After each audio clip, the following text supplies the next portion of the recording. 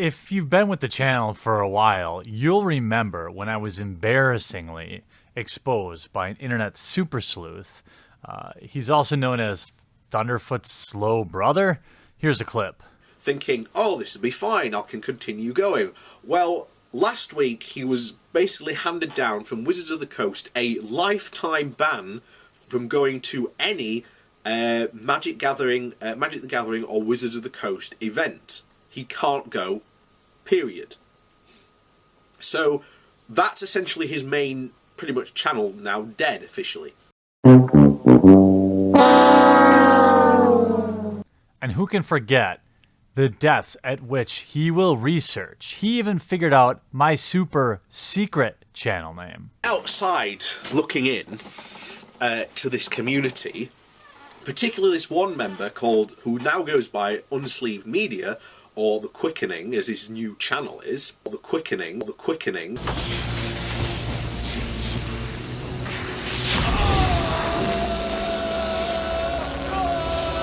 Well, the old potato is back, and this time it's with a 17-minute response video to my defeating SJW's playbook, where he claims that actually fighting off SJWs will destroy your favorite hobbies or things like video games, and it's, of course, not to the far-left ideologues that are doing it. That's simply me using Red Scare-like gaslighting tactics for some unknown reason.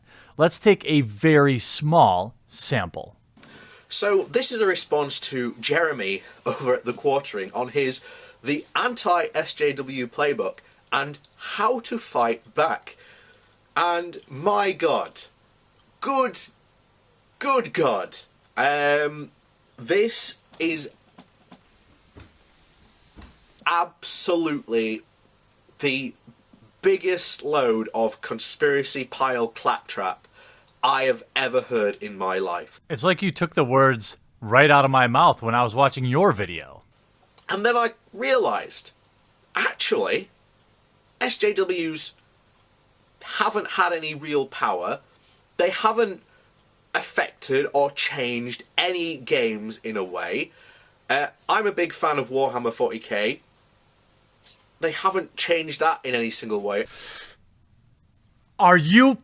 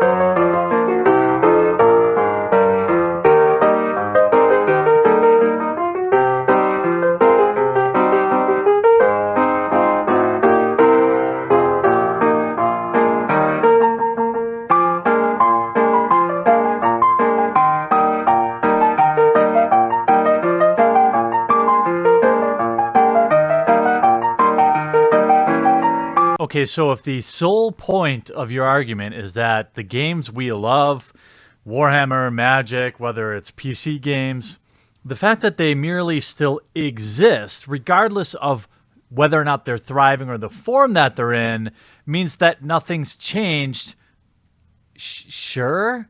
I mean, never mind the rapidly closing comic book shops, the local game stores struggling to survive, the barren, complete empty wastelands that many Friday Night Magic events have become.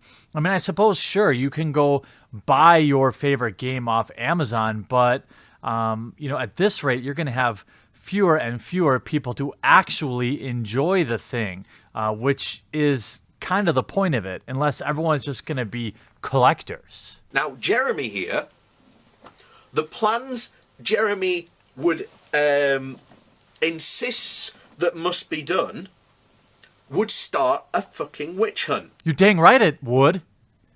And it's literally the only people I don't want in the hobby community. The people that are not there for the love of the game, but to make things change, to push their ideology, to force things on the people that are just there trying to enjoy. So this is his practical example of how someone breaks in to your community and dun dun dun starts to change it for the worse, apparently. Look, you can criticize my methodology all you want, but do I need to go back to the piano montage again? His first point in his practical example: joins as a forum member, may or may not be an actual fan, in quotation marks, of the particular hobby. Starts saying things like, don't call people retarded because it's ableist, or don't say fag because it's homophobic. And most people are reasonable, so they will agree. Look, apparently you've never been to r/comics or the Magic subreddit or literally any large Facebook group for any one of these hobbies. I mean, I get examples sent to me all the time of this sort of thing happening. There is an example from this week that reads exactly how I said they would do it. This is from a Magic the Gathering subreddit, or Facebook group, this week. Megan says, Watsy has gone to great lengths to make sure this game is accessible and welcoming to all. I do not believe we should promote, quote, parentheses, by passive allowance, language on this forum that does the opposite. We will be cracking down on language that serves to alienate portions of our player base. If you mean stupid or dumb, use those words to describe something and not someone's sexuality or gender. This is exactly what I said happens. Buying into this ridiculous conspiracy theory. Because here's the thing. You can still go and read comics. You can still go and play Magic the Gathering. You can still go and play Warhammer 40k. Look, friend, while you do strike me as the type of guy that spends a lot of time playing by himself, I can tell you haven't spent much time talking to fellow fans whose local comic book shops are closing down or hanging on by a thread because they can't make their numbers. Or go to their Friday Night Magics and have drafts not fired because there's not enough players there. We play games like Magic and Warhammer. The reason they're so popular is because we're playing with other people. I can't say that everybody is turned off by this stuff because clearly it isn't. But again, if you're hanging your hat on the entire argument that, well, the game hasn't completely collapsed yet, it's not a good rack to hang your hat on, I guess. I mean, maybe people aren't coming to FNM anymore because they're afraid they might get banned for life with no possibility of appeal for a meme. I don't know. It's certainly a combination of things, but just existing is not anything to be proud of.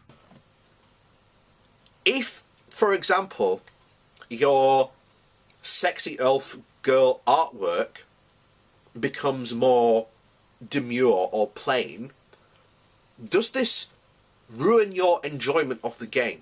Yes, it does. Look, I live in Wisconsin. We have long, cold winters. I can look literally anywhere and see regular-looking people. It ruins it because, sadly, I know that these changes are agenda-driven. It ruins it because it's supposed to be a fantasy. Nobody fantasizes about being a regular guy or a regular girl or saving regular folks. It ruins it because it is supported by factual sales evidence. People don't like to look at regular people. Sorry.